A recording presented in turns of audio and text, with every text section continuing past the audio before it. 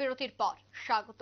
গোটা দেশ এবং গোটা রাজ্যের পাশাপাশি উত্তর জেলাতেও আজ যথাযোগ্য মর্যাদায় পালন করা হয়েছে প্রজাতন্ত্র দিবস। আজ কুর্তি কদমতলা বিধানসভায় যথাযোগ্য মর্যাদায় যথাযোগ্য মর্যাদায় পালিত হয়েছে প্রজাতন্ত্র দিবস। প্রতি বছরের ন্যায় কদমতলা দ্বাদশ শ্রেণী বিদ্যালয়ের মাঠে ব্লক ভিত্তিক মূল অনুষ্ঠানটি অনুষ্ঠিত হয়।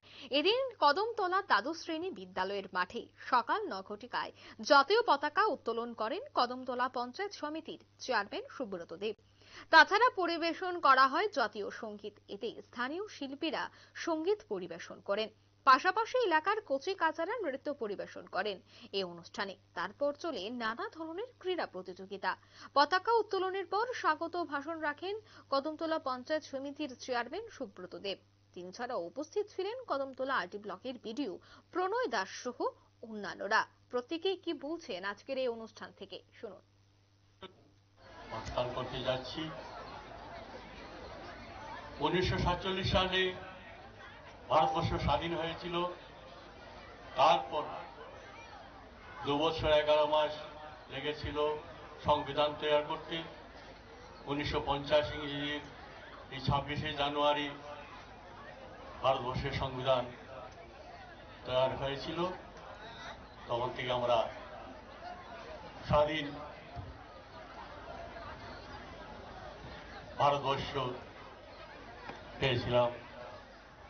এই সংবিধানটা পৃথিবীর মধ্যে সবচেয়ে লিখিত আকারে যে সংবিধান হয়েছিল, সেই সংবিধান হয়েছিল ভারতবর্ষে।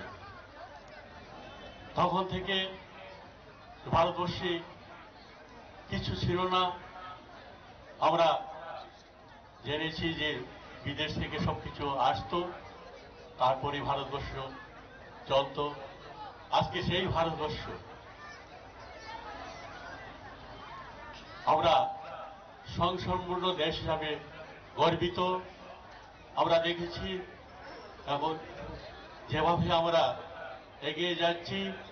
আজকে ভারতবর্ষ সব দিক থেকে সায়েন্স, টেকনোলজি এবং কৃষি সব দিকে আমরা এগিয়ে যাচ্ছি। যেমন আপনারা দেখেছেন, জানেন কিছুদিন আগে 2 বছর আগে যেটা করোনা মহামারী দেখা দিয়েছিল, তা আমাদের ভারতবর্ষের বৈজ্ঞানিকরা 8 মাসের মধ্যেই এই ভ্যাকসিনটা তৈরি করে আমাদের বাঁচিয়েছিল এবং বিদেশেও অনেকগুলা ভ্যাকসিন দেওয়া হয়েছিল। যারা আগে আমরা দেখতাম যে কোনো ভ্যাকসিন তৈরি হলে, পোলিও ভ্যাকসিন হয়েছিল, তার 20 বছর পরে আমাদের ইন্ডিয়াতে এসেছে। এখন আমরা স্বয়ংসম্পূর্ণ সবকিছু আমরা আমাদের দেশেই করতে পারি। আমরা অনেক কিছু, যেমন আপনারা শুনলেন অতিথিদের বক্তব্য। আজ দেখা গেছে যে কদমতলা দ্বাদশ শ্রেণী বিদ্যালয়ের পাশাপাশি কদমতলা আরডি ব্লক প্রাঙ্গণেও যথাযোগ্য মর্যাদায় পালন করা হয়েছে প্রজাতন্ত্র দিবস। নিয়ে নিচ্ছে ছোট্ট একটি বিজ্ঞাপন বিরতির সঙ্গে থাকুন।